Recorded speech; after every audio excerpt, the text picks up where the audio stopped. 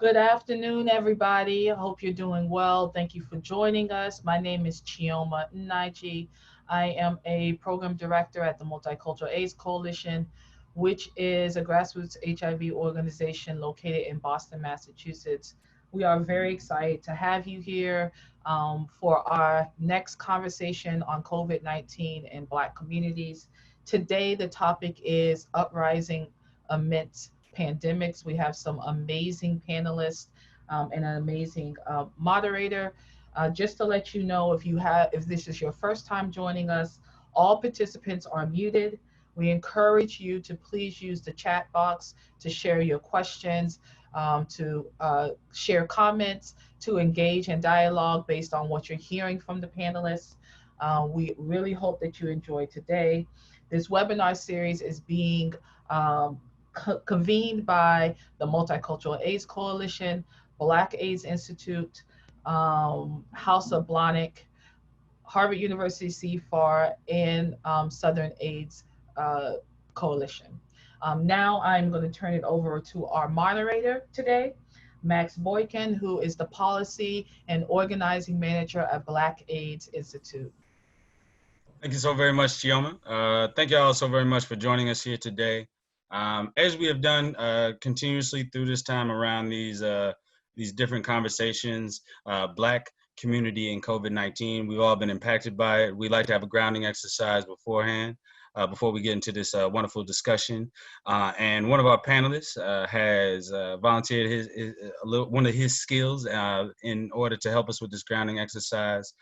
Go ahead, Jonathan. Thank you, Maximilian. I appreciate that. Hello, everyone. My name is Jonathan Likes, Executive Director of LiberationHouse.org. And in Liberation House, we believe that we're standing in a lineage of all of those who came before us and all of those who will come after us. So I want you all to take about 10 seconds to place the name of an ancestor in your head right now. This ancestor could be someone like Ella Baker, Audre Lorde, Marsha P. Johnson. It could be your grandmother, your great-grandmother. It's important to recognize that in one of the most difficult years of my life, and maybe of many of your lives out there, that we're not alone, that we actually have those who came before us still intervening for us in this moment. So we want to recognize them before we get started with this wonderful panel today. Take about 2 more seconds to place the name of your ancestor in your head. I'm going to teach you a chant gifted to us by our New Orleans chapter of Black Youth Project 100, written by a man named Mike Molina. And this chant is called Ancestors Watching. I'll do it a couple times, and then I'm going to ask us all to do the chant together.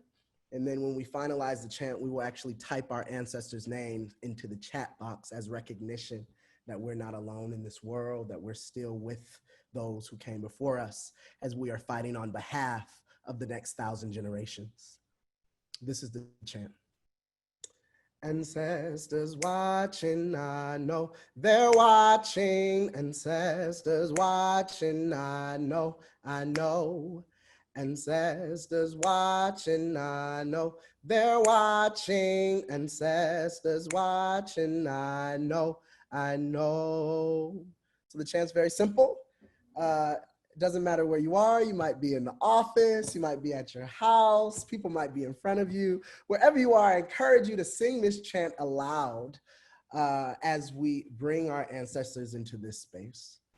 1, 2, 3, and ancestors watching, I know they're watching. Ancestors watching, I know. Ancestors watching, I know they're watching. Ancestors watching, I know. Ancestors watching, I know they're watching. Ancestors watching, I know. Ancestors watching, I know they're watching. Ancestors watching, I know. Everybody take a deep breath in together and exhale together. Take another deep breath in together and exhale together. Now I ask you all just to write your ancestors into the chat box. I will read the names aloud. just as a recognition that they are here with us, y'all, that they are fighting with us, and that we are going to have a radical, intentional focus on the next 1,000 generations as we fight for Black liberation for all people. I see Elizabeth Cotton, Juanita Thomas, Gordon Cole, Adeze Omiega, Alice Walker and Zora Neale Hurston, Valerie Hicks, Mother Dear, Tata Kazemwe, Julia Boone, Aaron Nash, Eliza Roper, Jeanette Gilkinson, Amanuke Inaji, Lydia Fitzpatrick, James Baldwin, Brenda Ward, Belzy Nash. So the last thing we're going to do as we ground ourselves is just a recognition of a concept called holistic energy. Holistic energy is the process of shifting the energy in these movement spaces so we can come to those spaces with our full and entire selves. So my question to you is, how did your energy shift? Just write one word in the chat box. How did your energy shift from before you did the Ancestors Watching chant to now? Just type one word about how your energy shifted. Some people are saying they feel connected. Some people feel intentional. Some people feel lighter. The concept of Sankofa has come up. Some people still feel lighter, relief, inspired, gratitude. Someone said they went from exhaustion to energized. We gonna be all right. Not alone. Release. So thank you all for participating in this grounding session today. I want us all to actually know that it only takes but 5 minutes to get us centered together, to re-energize ourselves, to bring our humanity into the existence of every day we're living in. And sometimes that's extremely difficult to do in this stressful ass year, but we are going to conjure up that holistic energy, and we're going to demand that radical joy in our lives and in the lives of those around us. So thank you all, Ashe, and I'm looking forward to a wonderful panel today. Back to you, Max. Thank you so very much, Jonathan. And I'll give another introduction to Jonathan Likes a little bit later. Thank you all again for joining us again for a Black community and COVID-19 conversation. This panel is definitely a little bit different than the ones that we have had in the past. We've talked about a number of different issues, but this one is something that is very close to me. I work for the Black AIDS Institute, who is recently joined the Movement for Black Lives organizing table, has been a part of the policy table within the Movement for Black Lives over the last couple of years, thinking about truly policies, organizing, and an apparatus that helps us further liberate our people. Before coming to the Black AIDS Institute, before working at AIDS Foundation of Chicago, I been an organizer for a number of different issues, and actually had a chance to connect with all of these individuals. All the people that are on the panel today are actually people that I consider folks that I've learned from, folks who are definitely leaders within this moment, this movement, and have continued to show work and show how we can organize in different ways. No matter what comes up, we find a way to still, bring our people together and to create change. Within all of this, I want to introduce our first panelist. 5 years ago, we were doing an action in Chicago where I was still living, and we had done, I think, some smaller direct actions, but had never done a true civil disobedience. Carissa Lewis, who is now the National Field Director for the Movement for Black Lives and the former Executive Director of the Center for Third World Organizing, helped train me and so many more, including the BYP Runners, including Jonathan Likes, in how to do this type of organizing. And then I had a chance to also do trainings with Carissa and see her, take some abstract idea and really make it so all of us truly understood how to move forward, and to take that training and then be able to not just train us, but then be able to be train the trainers so we could train people across the country. I really thank her for continued support and time through all of this. And just wanted to shout out again our first panelist, Carissa Lewis, the National Field Director for the Movement for Black Lives. Thank you for joining us today. Thank you for having me. Sweet, sweet introduction. No problem. A couple years later, I was doing an action that I was asked to do in Minneapolis, Minnesota. It was Super Bowl weekend. At the time, I lived in Chicago, and I thought Chicago was cold. Then I went to Minneapolis in February. It was probably the coldest I've ever been outside, and to do a series of actions, but to bring people not just from across the country, but bring folks in Minneapolis from different organizations, different ethnicities, different backgrounds together. And I saw this organizer who had this energy. Everyone knew them. Everyone was like, and just kept the energy up, no matter how cold it was, no matter what was going on, what new shift was happening. Oluchi Omega, who is one of the co-founders of Black Visions Collective, which is one of the reasons that I came to Minneapolis to do that action, and then also is one of the national organizers for the Black LGBTQ Migrant Project under the Transgender Law Center. I have learned so much from afar, and then even more up close, seeing how that holistic energy was continued to show through Oluchi Omega. Thank you so very much for joining us today as well. Thank you for having me. I appreciate you, Max. And as I said, Carissa trained a group of us in Chicago years ago, and included in that was Jonathan. Jonathan is one of the founders of BYP 100, something what has been my political home and where I've learned so very much. I've continued to do actions with him across the country and been able to see the different organizing, and also create spaces where with Keeping Ballroom Community Alive Network to what he has done now with Liberation House of uplifting communities that are many times not even fully supportive, even within the HIV work that I do, and bringing that space and connecting them to the advocacy work that I've seen him be able to change and transform so many times. So again, thank you so very much for joining us, Jonathan. It's touching my heart, Max. We appreciate you. Oh, no problem. Thank y'all so very much for agreeing to be a part of this.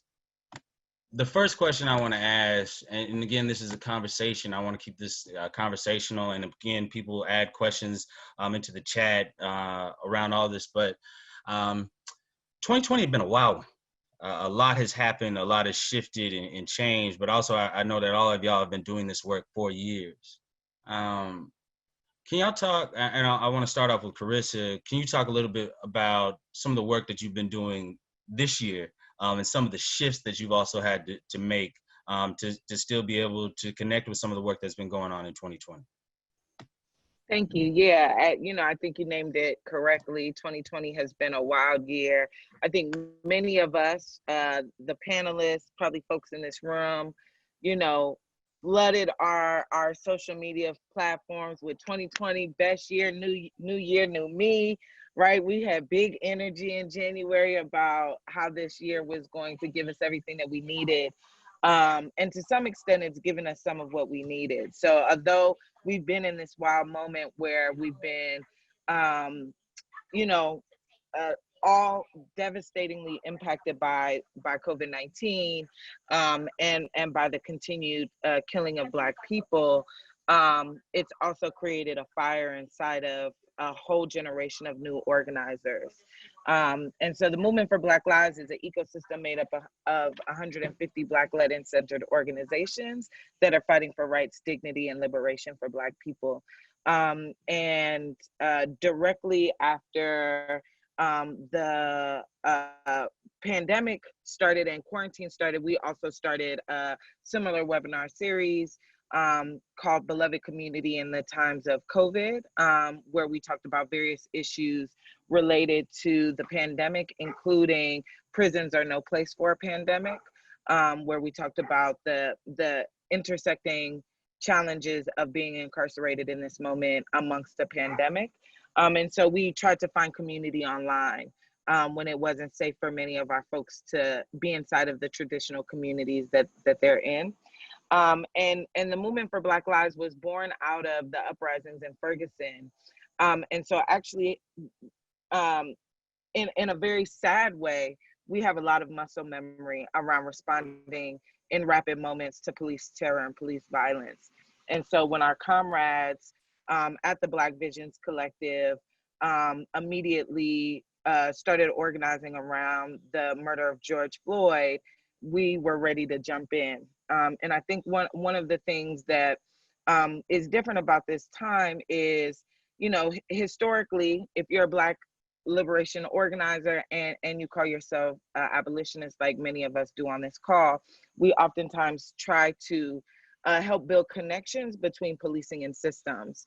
But what we find after police murders is oftentimes a huge cry for accountability for the police officer, but not a question or investigation around the necessary need to indict the system.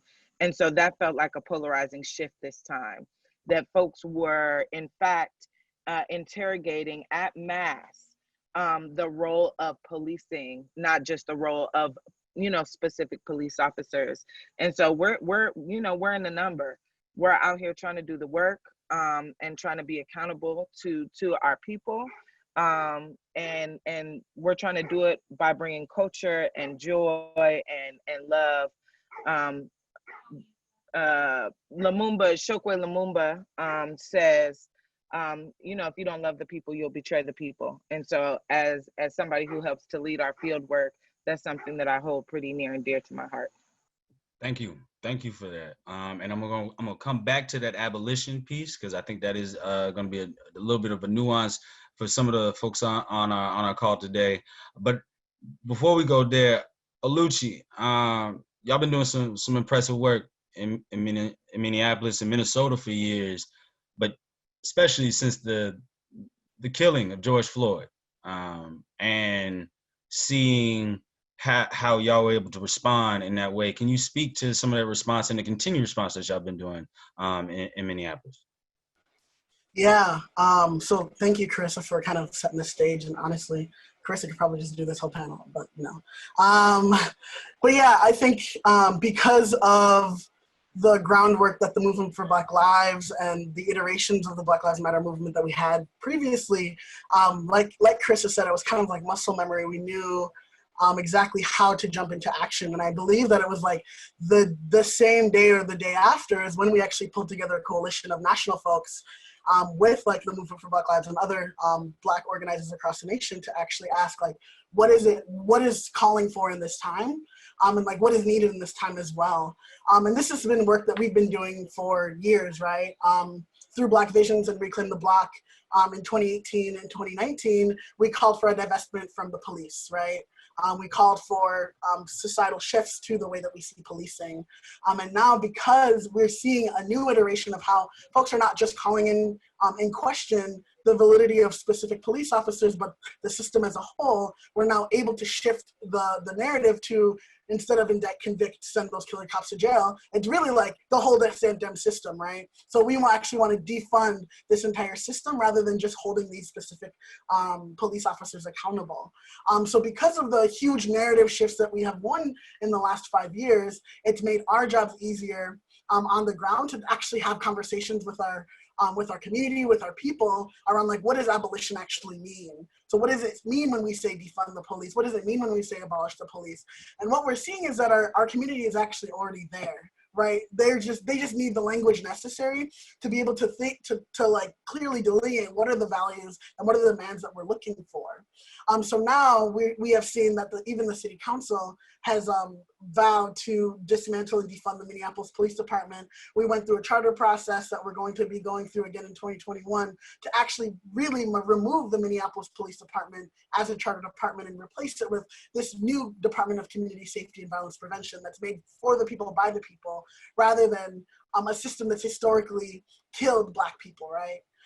So that's the work that we've been doing and the work that we're continuing to do, while also really centering and uplifting those who are most marginalized. And really just want to like cement that and centralize that in this conversation is that Black Visions is an organization that specifically uplifts and centers Black, queer, and trans folks in Minnesota. And like, what does it actually look like to work within the margins to liberate all of our people. Definitely going to come back to a couple pieces that you said, and thank you for sharing that. And just shout out to the continuous work that y'all been doing in Minneapolis, St. Paul, and across really the state of Minnesota. Before we go to Jonathan, could you speak a little bit about also how the Black Visions Collective came to be? Yeah, that's a really good question. So Black Visions is a group of folks who organized really under the Black Lives Matter Minneapolis umbrella and in tangent during like 2013 to 2016.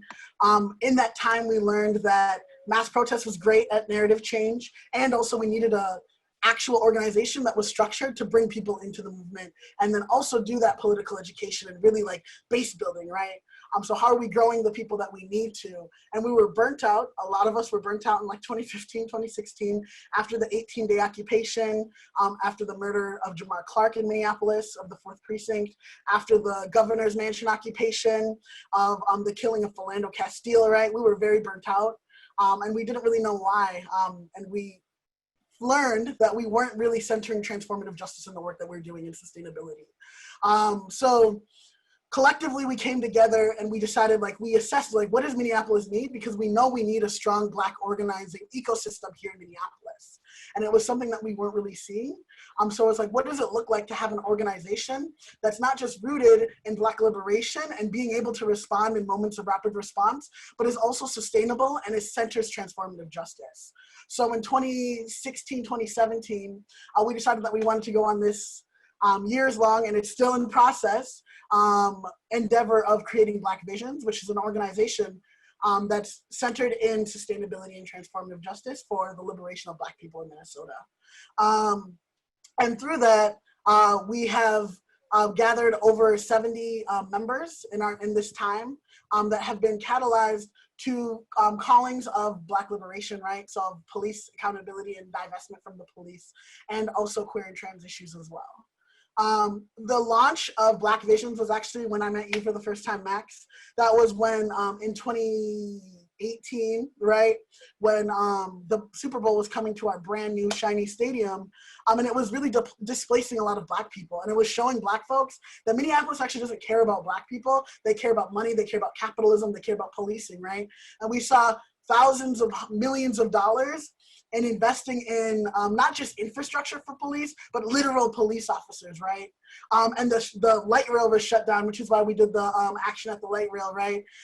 People couldn't get to work. The city was literally closed for citizens of Minneapolis for the weekend, so that rich people and capitalism could roam free in a playground of Minneapolis. So we really used that as a platform to call out Minneapolis actually doesn't care about Black people, and this is why. And like to stop the Super Bowl from happening, which whatever, it was a great campaign and it was a great action. We stood outside for like 20 minutes in negative 20-degree weather. And that really started the start of Black Visions.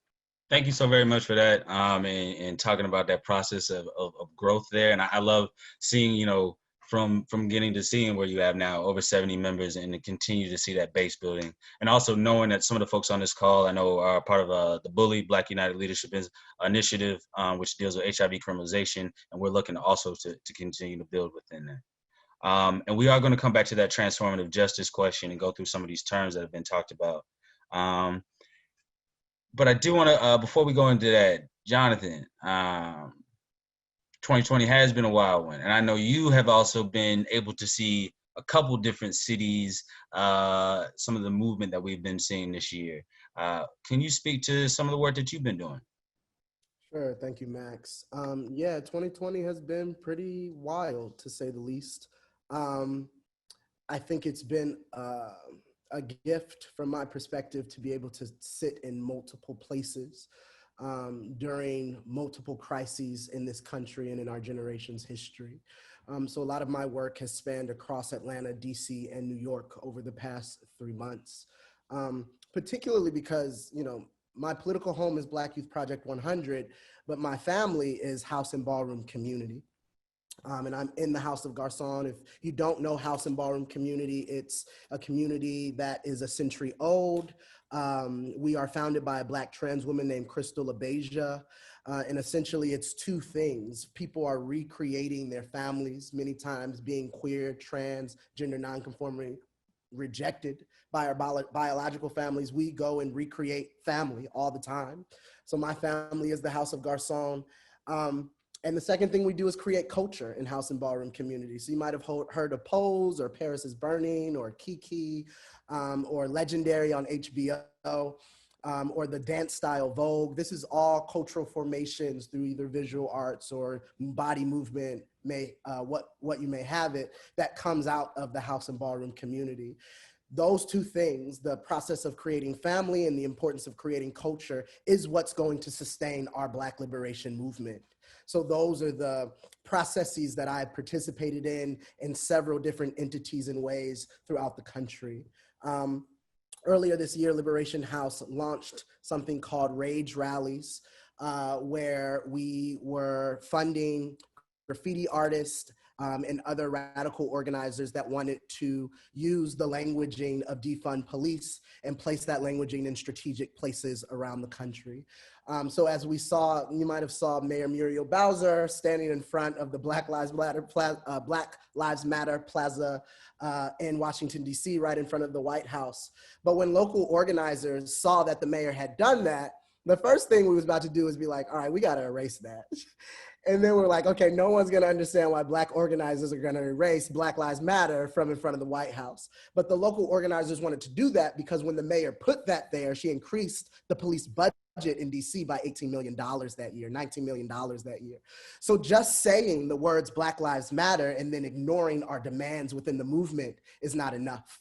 And the next day, April Goggins and from BLM DC and local DC chapter members painted on the plaza, Black Lives Matter equals, and this time, defund the police, trying to make sure that the world, that the mayor of DC, and that people understand that don't just listen to our values, but listen to our demands in this time and make sure that we're putting more money into Black and brown communities to fund our futures. Another thing that we got to launch out of Black Youth Project 100, and this was Vocal New York and a bunch of other folks, was Occupy City Hall outside of New York. So a bunch of us were occupying outside of New York City Council for 30 days. We had mutual aid services happening during this time. We set up a people's library. We had a people's bodega. We had a medic tent. We had 24-hour free food service. And that entity ended up transforming into what I would call a new family called Abolition Park now, that is still doing work in Black communities and work to abolish and defund the police here in New York. So overall, my work consistently has been about family making and a radical, intentional, unapologetic centering of Black joy in this time. The last example I'll give you is in New York, on July 23rd, they raided Abolition Park in the middle of the night, threw away about $20,000 of merchandise, of gear, of resources that we were giving out to the community. People lost their social security cards. People were living at this location and people lost their passports, and the police had no remorse, making many unlawful arrests. So in response to that raid, Abolition Park and other BYP 100 members here in New York hosted a 24-hour protest. In that 24-hour protest, the police came in unmarked vans, unmarked vehicles, and came and kidnapped a trans woman that was a part of Abolition Park, put her in an unmarked van and rode away. And if you don't believe that we're living in fascist times, if you don't believe that our government cares much more for property than the humanity of human beings, you have to look no further than to seeing how they are literally kidnapping people on the street in ways reminiscent of countries that we didn't think were democracies. That night, in response to that, we hosted a ballroom-style direct action to make sure that folks knew we have to make sure that this can never happen again in New York or anywhere else in this country. We cannot allow them to come and not read people their Miranda rights and just snatch us up off the street and intimidate us because they don't want to see liberation for our people. So these are just several examples of how we stick up for each other, how the ballroom community and house and ballroom scene is coming into movement building and using culture to make sure we're dramatizing our issues in the protest realm. And, you know, overall, I'm just excited about this moment we're living in. I'm excited about this time. We're living in the worst of times, and we're living in the best of times for an opportunity to change the world. Thank you, and thank you for how you put that, an opportunity to continue to change. Before we go a little bit further, I wanted to help in defining some of the terms that we've been using, so everyone just is all on the same page. First, Carissa, you had brought up abolition, and that the belief around abolition has been a big piece of the demands that we do have, and included within that defunding the police is an act to get closer to abolition. Can you speak to more about what is abolition? What does abolition look like for you, and how in which we have defined it, and continue how that goes into our demand around defunding the police? Yeah, so first I'll say I'm a baby abolitionist. So I'm still developing my own politic around abolition, and I would encourage folks to look at organizations like Critical Resistance that have pretty deep stuff on their website and information and tools for folks to continue to examine what abolition looks like in the 21st century. For me, abolition is both about the dismantling of systems that harm us and the creation of systems that allow us to thrive. And so it's not just about tearing down policing as an institution, but it's about looking at real tools for community safety. Black people want to be safe. We just don't want to be killed by the police and then pretend like they're keeping us safe. And so for me, that's what's at the root of abolition. It's about the dismantling of systems that have historically been created to harm us as Black people, and really being inside of a collective process to vision what are alternatives that allow us to thrive. Thank you so very much, Carissa, for that one. And I dropped in the critical. Thank you, Chioma, also for dropping in the tools from Critical Resistance for folks to check out. There was also a question in the chat box around transformative justice, and also how that is different, or is it different than restorative justice? Oluchi, you're the one that had brought that up, and wanted if you could speak a little bit more to that, and also how that connects to the ask of defunding police and abolition. Yeah. So when I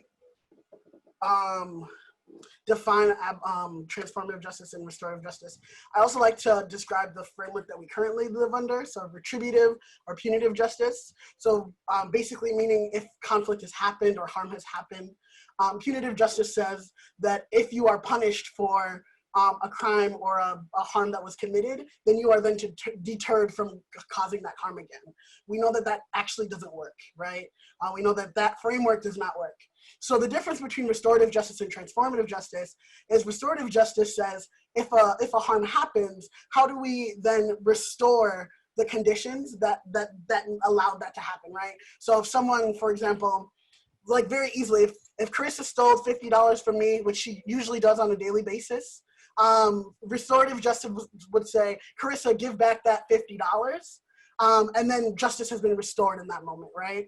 But it doesn't actually answer the question of why did Carissa steal that money in the first place? What conditions, what systems made it possible that Carissa had only that choice to steal that $50? And what transformative justice does is it says, Carissa stole that money, yes.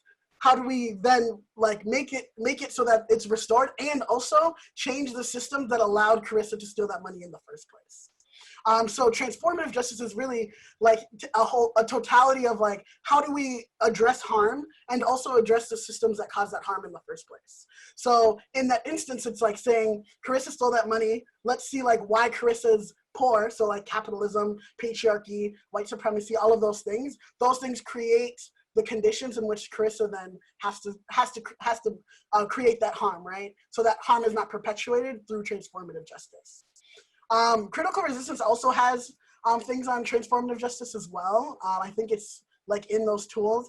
And also Generation 5 is a really dope organization that talks around like Healing Childhood Sexual Assault Within 5 Generations, which is a really dope organization. There are many, many different transformative justice tools and organizations as well. Miriam Kaba is a really amazing person to read her work. And yeah, Adrienne Marie Brown is also a really dope one. Mia Mingus, right? There's a YouTube video that I'll link after this that comes out of the Barnard Center for Women that talks around like what is transformative justice in a really dope way that's really easily digestible as well. The tie to defund the police, right? So when we look at transformative justice and that framework, right, we understand that the systems that allow harm to happen are, right, capitalism, white supremacy, and like heterosexism, right? So understanding that the police are a tool for capitalism and white supremacy is like, how do we then abolish, right, or defund the police so that we can reinvest in alternatives that actually keep our people safe and address the real harms that are happening, right? So that's why defunding the police has a direct tie to transformative justice. Also, Chris, if you want to slide me my $50 back, you can do that at any point. If I could just correct the record, Oluchi owes me a lot of money. We won't get into the whys here, you know, but it is fact. Not alternative facts like that $50 story. We're gonna create a transformative world where we don't even have money no more. So actually, that leads me to a good conversation or a good question for you, Jonathan. We've called out capitalism a couple times already today. We've actually called out capitalism a couple times in a few of our webinars during the series. Can you talk to, in some of the spaces, also in you creating this occupying space, it's really, in many of the occupying spaces we've seen, it is in many ways a critique of capitalism and in saying that we can take care of ourselves. Talk about, in some ways, some of the movement's continued critique of capitalism, our continued work to actually make sure that our people are being taken care of outside of just capital resources, and some of the ways in which, when creating an occupation, you're really also trying to create a space that is rejecting capitalism within itself. Yeah. So I think one thing I love about the Black Panther Party and the work of the Black Power movement is they really had a heavy focus on creating what I would call systems of liberation. So I think there are these things that exist in the world that are existing in contestation to current government systems. They exist because these systems were made to be broken. They were made to harm us. It wasn't a mistake. This is what they were created to do. In child welfare system, in the homeless system and how it treats trans women, in the criminal justice system. So when creating Abolition Park, it was made with the vision of, okay, one, this is an autonomous zone. Police aren't gonna be allowed in here to just walk through, not while we're here. So we have this space, police ain't here, and there's 1,000 of us living here now. Now what? Like, what do you do? So this idea of how will we govern? How will we create systems of liberation to exist in contestation to these systems of liberation? How will, going back to Oluchi's point, how will we navigate harm and trauma and the pain we perpetuate on each other just in our interpersonal relationships? And how will we make sure we're creating a socialist society that doesn't rely on the alienation of our labor, that doesn't rely on us working and having jobs in order to live and survive in this world. One thing we know is that in the next 20 to 30 years, most of the jobs in our society will be done by robots. Another thing we know is that billionaires are now creating spaceships to take them to Mars. As the rest of us are struggling in the most dire economic crisis since the Great Depression, we have billionaires using their money to leave the planet that they caused to be burning. So when we think of a capitalistic critique of society, it really is simply about what do we care about, where do our values lie, and how has capitalism always relied on a racialization of our identities in order to exploit some and prop others up in our society. The others usually being white male property owners. So in the example of Abolition Park, we were able to create Abolition Park or Occupy City Hall as a system of liberation, contesting the current understanding of all of the systems that we're navigating today that usually are bringing more harm to our lives than good. So we have a question to answer as a society, as a culture, as a people this year in 2020 during all of these simultaneous crises. And that question is, where do our values lie? Who are we going to care about? Are we going to continue to prop up the narrative of these billionaires that are trying to leave this planet and create a new world somewhere else and leave us all here to die on a dying planet? Or are we going to actually make sure that we're using those resources, that we're using the wealth of the earth, because we're not living in realms of scarcity. There's so much abundance on this earth. We could all be millionaires, period. So it's really about us deciding where our values lie and what kind of world do we want to be moving forward. And that decision is one of catastrophic consequences and ones that we're gonna have to make immediately. We can't wait, it has to happen now. Thank you for that, Jonathan, and all of you for breaking down abolition, transformative justice, capitalism, and occupation in a good short time, and creating good stories. Now we still don't know who owes who money yet, but and these are hard questions, man. I'm like, he has to break down restorative, punitive justice. Okay, cool. Just breaking down a lot of the language at times that we are using, so everyone is getting used to it, and breaking down some of these concepts that we have heard maybe on the news and misrepresented on the news, and hearing it from y'all. If I could just add to that point one quick time. Go ahead. I think we also need new language, y'all. There's a concept called neologism. I'm gonna call it Black neologism, but it's just the process. It's what queer and trans and beautiful Black folks do already. It's about creating our own words, our own phrases, our own concepts to describe the realities that we're living in life. So not only do we need to break down these larger terms that shape the world around us, but we need new languages. We need new terminology to better describe our realities, particularly as Black, queer, trans people. I'm gonna need you to write that word in the chat just so we can come back to it and be like, oh, this, because I'm not even gonna try to say it again.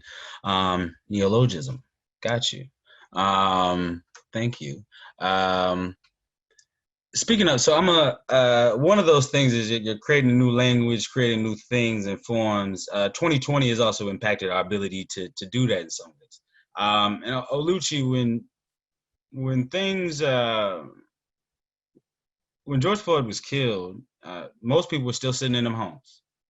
A lot of folks were still on quarantine. We were still dealing with COVID. And I think right at that time, we had just found out that, COVID-19 was disproportionately impacting Black people.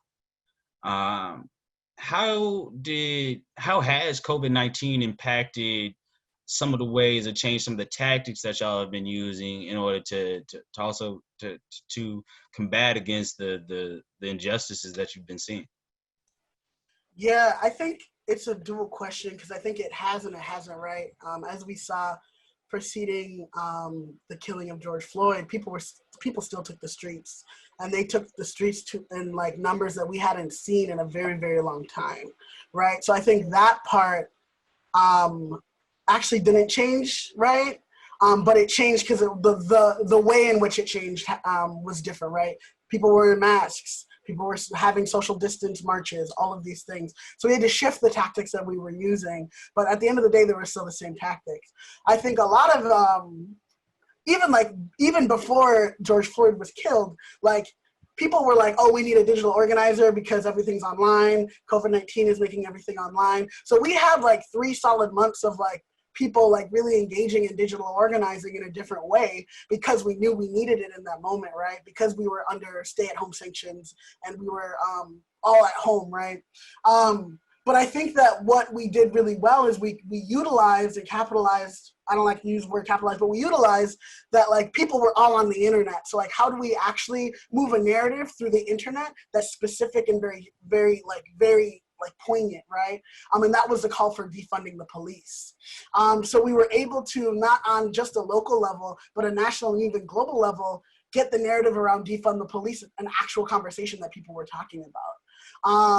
And like really catalyzing people to like not just take action online, but even take to the streets in their own localities, right? We saw Atlanta, went inside the CNN Center.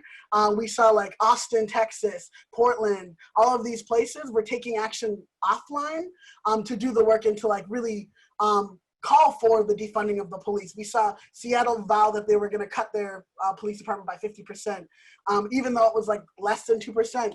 LA County cut their police department by like 150 million, right? So I think what we did really well was we utilized a lot of online support and pushed that to offline support. I think the other thing that's important to note is in terms of just COVID more broadly, we saw, it felt visceral to me, the rate at which our governments were calling for things to be open when it became clear who was being affected the most, right? Yes. The other thing that I think is important to know, and I think all of these things just signal to like how fucked up the system is. I don't know, we cuss on this call? You go ahead, do what you need to do. Okay, great. I have a little bit of a potty mouth. The other thing that I think is important to note is we were actually watching trends because we called for a national action on the 19th, on Juneteenth, when we were calling folks to take action in their local communities. And leading up to that, we had epidemiologists that were tracking COVID rates. And Minneapolis actually didn't peak. And I think that's because of some of the work that they were doing around, you know, protecting each other. And I think there's an argument to be made about people who are ready to put their bodies on the line for each other also actually care about not infecting each other with COVID-19, right? So the places that we saw spikes were actually not rooted in protest. It was rooted in people want to go to the bar. You know, people want to go to the club. And oftentimes those were in Republican-led states where their governors had eased restrictions around having access to those places.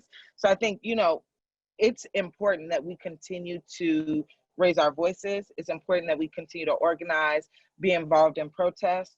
And, you know, I'm not naming that folks who are immune compromised should, you know, start banging out on the streets every day. But what I am naming is that we keep us safe. And that is a rallying cry when we're talking about policing. It's also going to have to be a rallying cry when we're talking about pandemics. And that we can be taking the lead of young organizers who are thinking concretely about both tactical methods and strategies that are in line with that that cry. Thank you so very much for bringing all those important points, Carissa. Also was and thank you for also bringing up the epidemiologists. I know there are some on this call. So shout out to the important work that y'all are continuously doing and keeping us up to date. And one of the things that we did see, and one of the things just to make sure is that we did not see any surges in COVID-19 cases from protests really anywhere in the country. We didn't see any significant pieces. It was completely really connected to what states had opened up more and opened up more internal places to be also breathing on one another. Carissa, Jonathan, if y'all would like to speak to a little bit some of the ways that the movement has also been continuously like supporting each other, you know, out in the streets and different protests that y'all have been a part of actually showing different ways that y'all have seen people literally helping one another, be it deal with potential of COVID-19 spread or just supporting one another and making sure they got the basic things that they need to be able to be out there. Yeah, I can just add one quick example. And this is why folks were so upset when they raided Abolition Park. The CDC's recommended guidelines for occupations were to leave them there. Don't raid them, don't mess them up, don't spread the people living together all around the city. And clearly the mayor of New York and everyone else involved in that decision did not care about breaking up a new community of people that started to live together. But while at the occupation site, folks, as much as they could wear social distancing. We had free masks 24 hours a day for folks, free hand sanitizer, a free on-site EMT for anything that went down, free on-site medical care for folks. So just creating the circumstances, not only to keep people safe from COVID and coronavirus, but to keep us safe across the healthcare issues that we experience in our lives.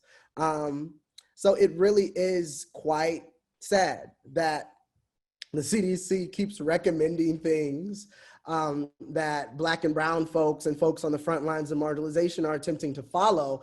And then our government systems really just continue to prove that they don't care about our lives. And I think that's the issue that we all are having as we're aiming to fight for Black liberation. I still can't believe, I pay rent in Atlanta, everyone, and my governor is Governor Kemp. I vote in Georgia. And Governor Kemp said that coronavirus has been in Georgia since December.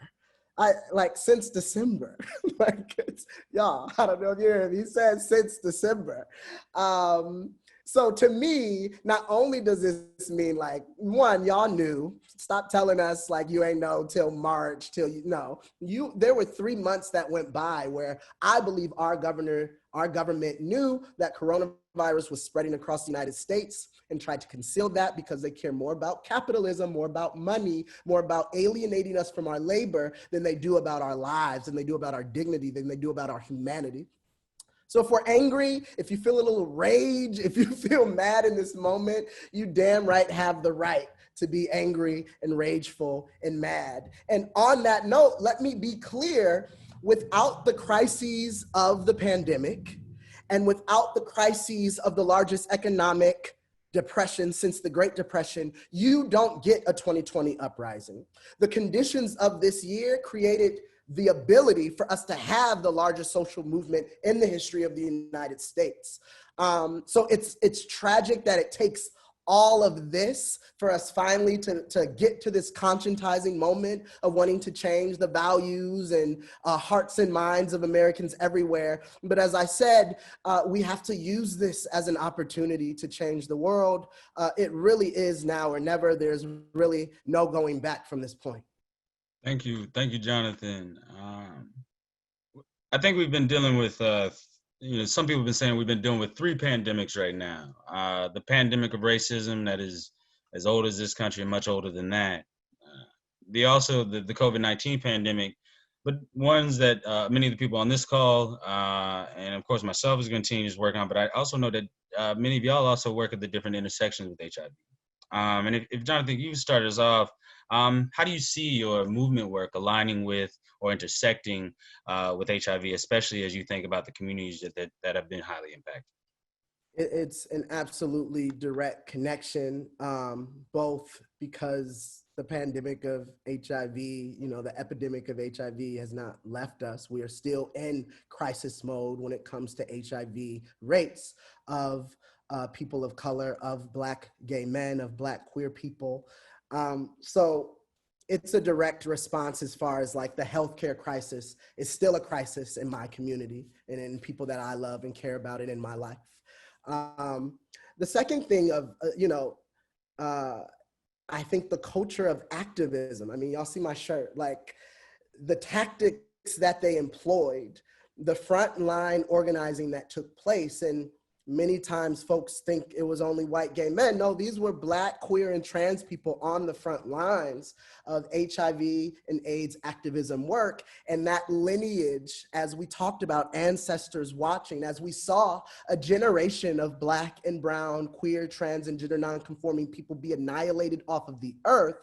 Why? Because our government decided not to care about the humanity of our people, about the dignity of our people, about the wholeness of who we are, about the complexities that we hold.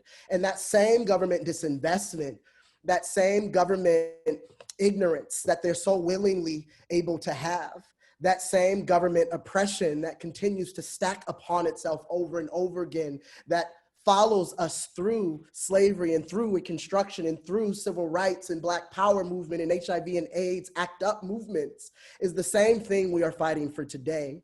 That's the same narratives that we're lifting up on our shoulders today. It's the same burdens that our ancestors left us with. So one, we have the right to be angry for many reasons. Two, we really do have to be everywhere, and that's sad. I know we got to rest our bodies and tag in and out, but one thing that's so beautiful about this moment is there are more people that have the energy to be on the front lines of this issue than ever before in my lifetime, and I think ever before in many lifetimes. So we really have to understand this as a Kairos moment of stars aligning. We really do have to have an urgency of rest and care and love and joy for our bodies and our lives, as much as we have an urgency to change systems and create new worlds. And overall, I believe that we have to make sure that we're creating the conditions for our people across HIV and AIDS movements and across the movement for Black lives to be able to joyfully live out our self-determined lives without limitations or barriers. Gotcha. Thank you so very much for that, Jonathan. And I'm really happy that you said rest twice. I'm gonna remind you of that at a later date, just making sure that everyone on this call gets significant rest. I got a good 8 hours last night, so praise be. Look at that, sleeping. That's really important. I'm really happy to see that for real. Before, because I know Chris has to jump off a little early. Chris, if you could speak to, because I know that y'all been working on significant policy change also with the Movement for Black Lives, and a little bit of a background potentially around the Breathe Act, and how that also is, how y'all brought in not just something that is just the defunding of police, but to a broader issue, to broader criminal justice reform, and just what needs to be done for Black people in this time. Yeah, so what we're pretty clear about is that the carceral state has many different manifestations that all equal terror on Black communities, and police violence is just its most visible arm. And so we created what's considered an omnibus bill that seeks to shift the carceral state as we know it. And so it doesn't only talk about policing, it talks about militarization. It talks about other agencies outside of policing like ICE. And it concretely talks about investments in Black communities. So similarly, defunding the police will not get us where we need to go. It's actually going to be a combination of this dismantling of these systems and the investment in real solutions. And so the Breathe Act is legislation that guides us closer to that. It's not a it's not liberation, but it is a tool that we can all be using, that locally we can be demanding our elected officials to get inside of, and to adopt at the state level. And that we can be pushing our federal electeds to adopt as well. Thank you so very much, Carissa. And speaking to that, and thank you for having BAI be able to also sit at that table and talk also around how HIV criminalization and other forms of criminalization also is impacted and formed by this. One last question for you before we let you go, and then I'm gonna focus more on Oluchi and Jonathan. I also know that the Movement for Black Lives is worked extremely to be as inclusive as possible. And and in a time where it's harder for us to be with each other in person, what are some of the ways that y'all been working to make the movement as inclusive of all Black people as possible? Thanks for that question. Yeah, so when we say all Black lives, we mean it, all Black lives. And so that looks like both prioritizing, bringing in organizations that are representative of, you know, multiple identity groups inside of the, you know, Black experience. And it also looks like making sure that the tools and strategies we use are born out of a place that's as inclusive as possible. So we just had a People's Black National Convention, which is the prelude, our internal process to building a Black agenda that will be brought to everybody August 28th at 7 p.m. Eastern. You can go to blacknovember.org. And in that process, we had folks who lived inside of the TGNC identity to really help shape that space and help us think about how we were being inclusive. Similarly, we had someone come on to help us think about our accessibility. And so for the first time, we not only had ASL interpreters, but we had closed captioning. We are trying to do the work to be able to meet all of our folks, as well as make sure that all of our folks see themselves inside of our work. And so we're not gonna always get it right, but we're committed to the process nonetheless. Thank you so very much for that, Carissa. I also dropped a link in there for blacknovember.org. And as my partner is one of those that has been on those calls, thank you so very much for those spaces, and continue to working with one another. I Thank want to you go back so much for having me, and I'm sorry I'm gonna jump now, but thank you for having me. No problem. Thank you so very much, Carissa. Taking it back, Oluchi, going back to this, we're dealing with these multiple pandemics, and you also working on the migrant project within the Transgender Law Center. Speaking to kind of like, how is that added to that other intersection of being immigrants to this country, that many times we don't speak to Black immigrant identities within this, but talking around how that added intersection adds a whole other layer of work, but also potential for us to continue to reimagine what is possible in the work that you do. Yeah, thank you for that. I think, so when the pandemic started, or really quote unquote started in March, April, I was still doing a lot of work with BLMP.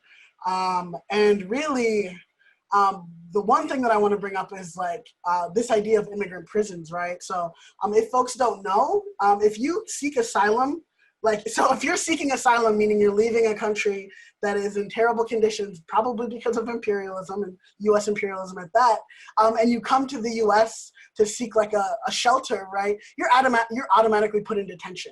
You are put in immigrant prison for an undefined amount of time. You're leaving a very chaotic experience because of conditions in your home country, and then you're then put in prison for a very undetermined amount of time.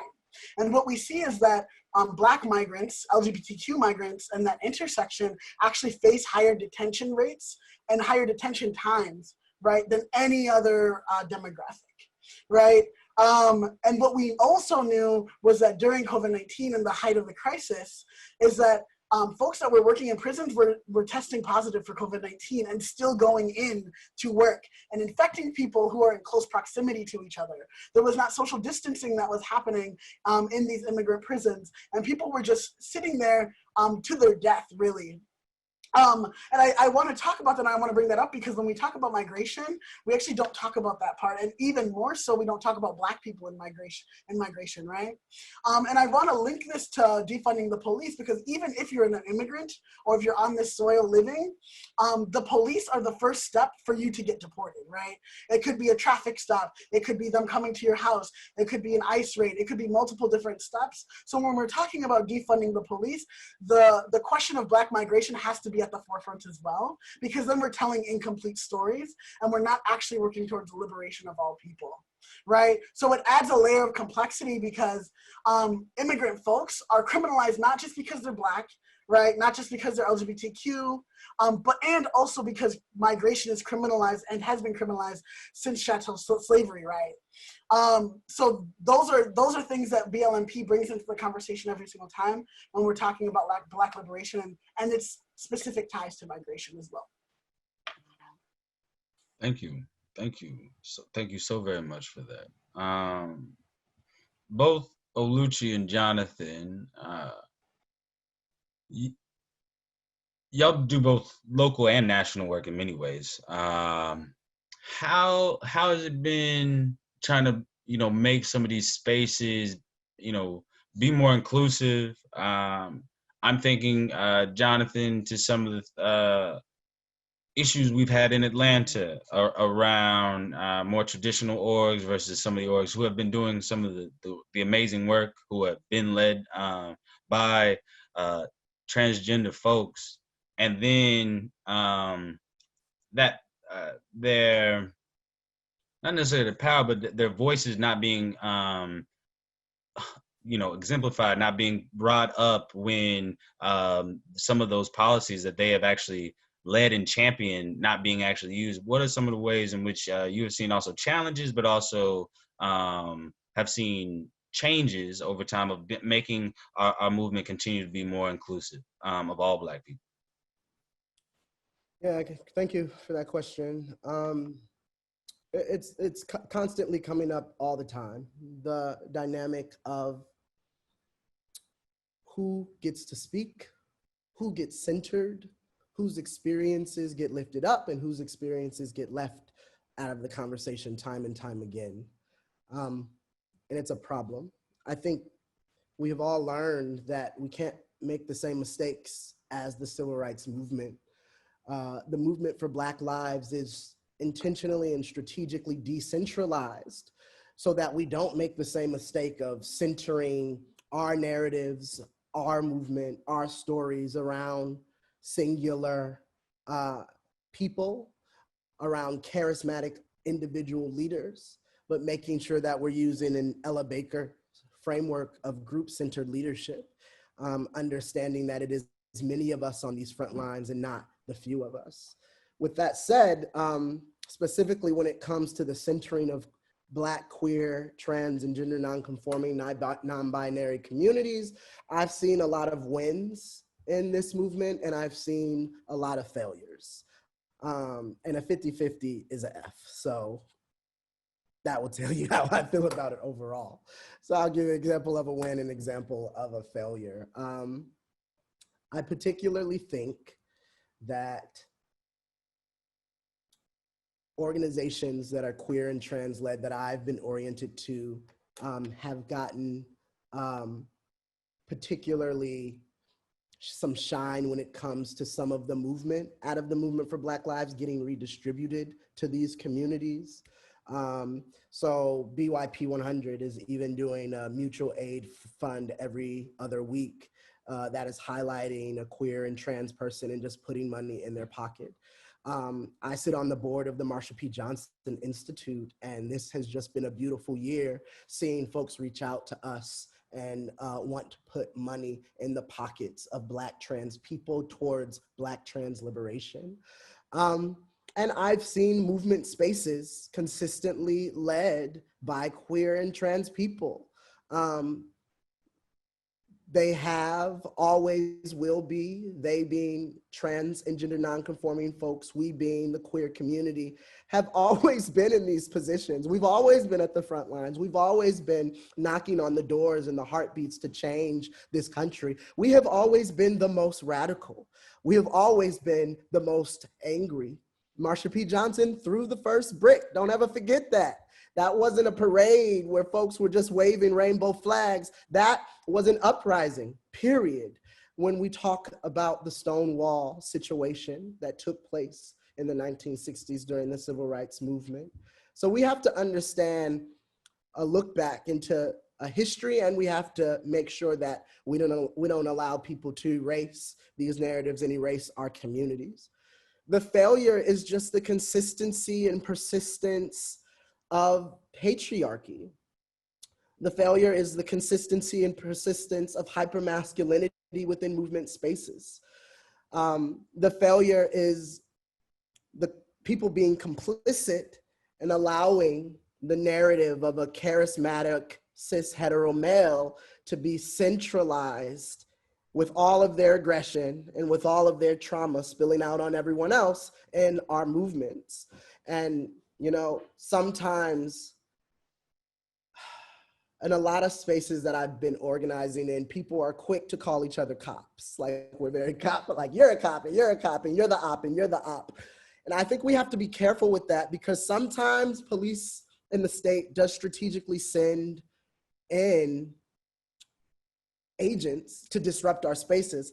Other times, we're simply dealing with the history of cis, hetero, patriarchal hypermasculinity that is a history that's not just gonna go away. We actually have to confront those things. We actually have to do, we actually have to build spaces where people who are masculine of center can struggle with each other without the burden of femme folks having to struggle for us and with us all the damn time. So I think there's a principled struggle that needs to take place when understanding why the continued erasure of Black, queer, and trans people consistently exist.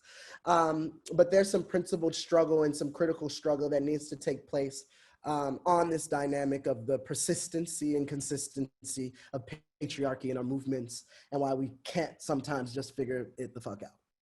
Yes, yes to everything you just said, Jonathan. And real things that I think in many different parts of our movement that we are still wrestling with right now in different political homes and different spaces with family, and continuously thinking through it and trying to think about. I think I have, especially the last couple of days, really thinking about how in which I could continue to do better around that, and continue uplifting voices that don't look like mine in these different spaces. Oluchi, I would love for you to, you know, expand upon any of that also, which y'all have been seeing in Minnesota, but also in the different work that you've seen in different spaces that you've been across in the last couple of months. Yeah, Max, I'm gonna ask you to repeat the question, because, you know, Jonathan loves to have a sermon, so I kind of forgot the question. He can't help himself but preach a little bit.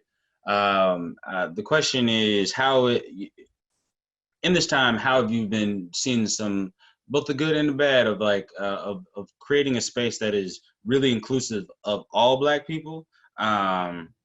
And you know, we've had some, as Jonathan said, some wins and some definitely things that we can do a lot better on within that, and some of the lessons learned that you have seen. Yeah, definitely. I think leadership and the visible leadership is definitely shifting. So that would be a good thing. Now I'm seeing that a lot more folks who are queer and trans identified are being seen as leaders, and in times where they wouldn't have been seen as leaders before.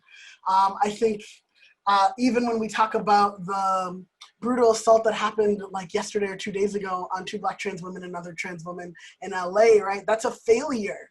That is a failure, because that was not talked about in the same ways as we're talking about violence against cis Black men, right? It's a failure that Remy Fels's name isn't talked about, that Tony McDade's name isn't talked about, right? We're not talking about the violence, the murder that we're seeing in the trans community, yet we're talking about the murders that we're seeing in the cis community, and why is that, right? I also think that it's a failure, not even in a queer and trans lens, but even when we talk about disability justice, right?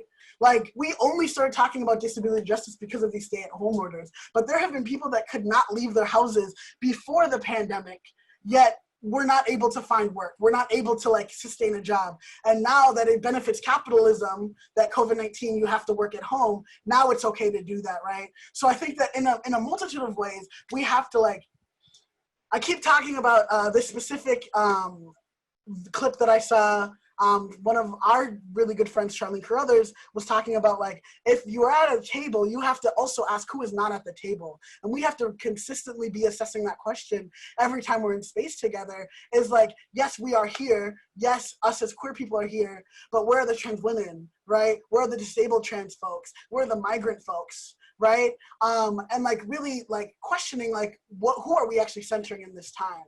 Right. And I think that was the reason why BLMP was created, because before BLMP, there was not a national space where queer and trans Black migrants could actually get together and have an organization that was for them and by them. Right. And even then, it's like we're missing disability justice. We're missing this. We're missing that. So how are we incorporating those things into the organizations that exist, and also creating room for those organizations to then exist as well? So what are the resources that are needed for those people to thrive and be able to like have self-autonomy in how they see liberation?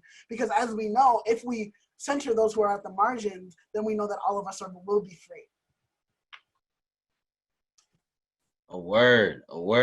Uchi, you preaching like Jonathan now. I don't know.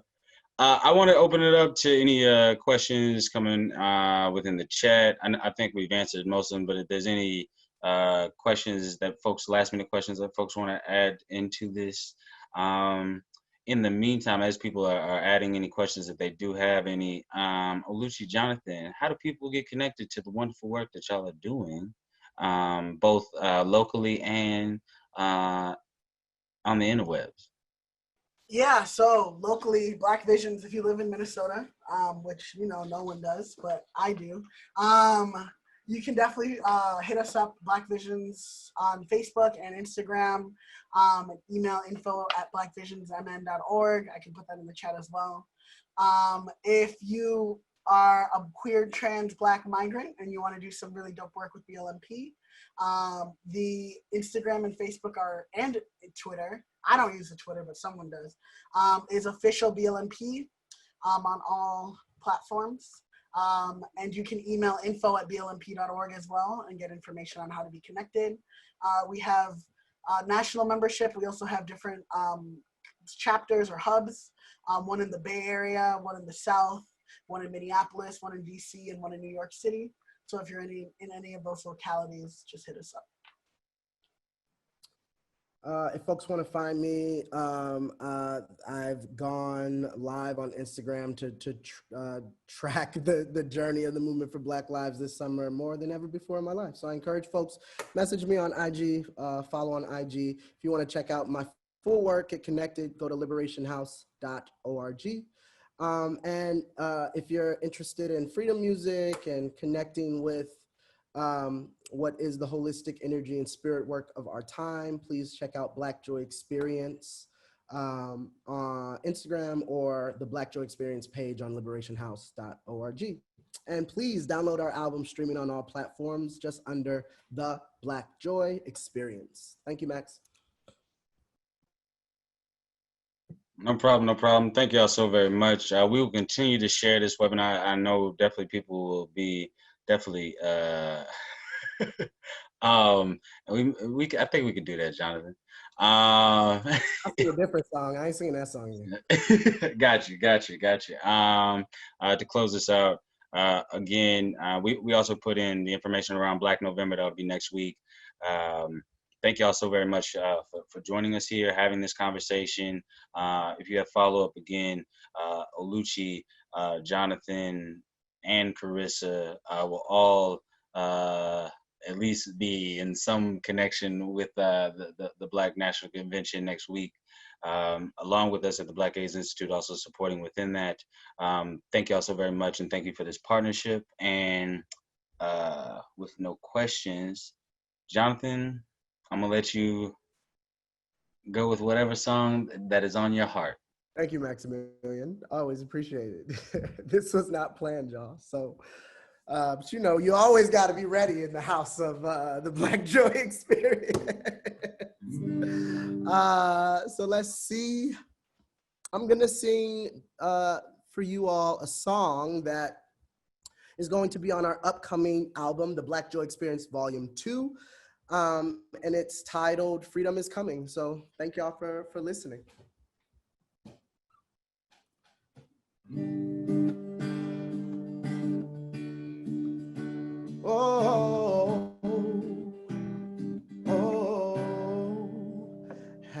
no fear.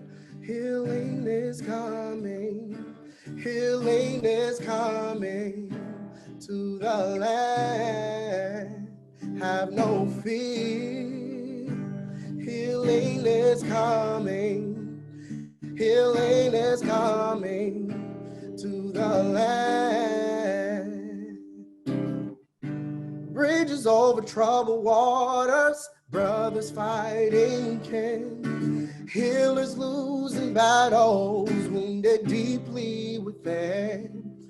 When we look upon horizons, we see visions still unfold. But we create the future, this land that we behold. No fear, healing is coming. Healing is coming to the land. Have no fear. Freedom is coming.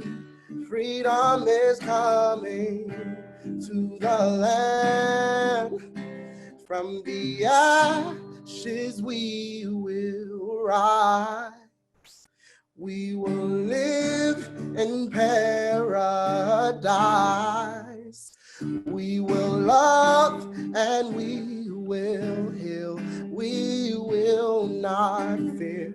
We will not fear. Oh, we will not. We will not. We will not fear. We will not.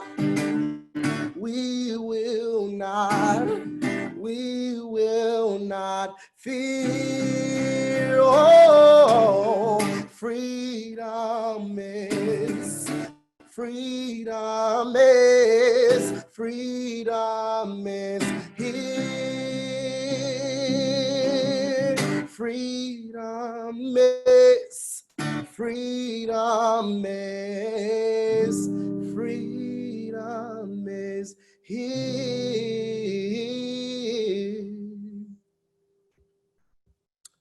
Thank y'all. Appreciate you. Thank you so very much, Jonathan. Thank you so very much, Oluchi, Carissa, and Chioma. Thank you for putting it together. Thank y'all so very much, and y'all have a wonderful rest of your week, your weekend, and come back and talk to us in a couple weeks for our next one around mental health and youth.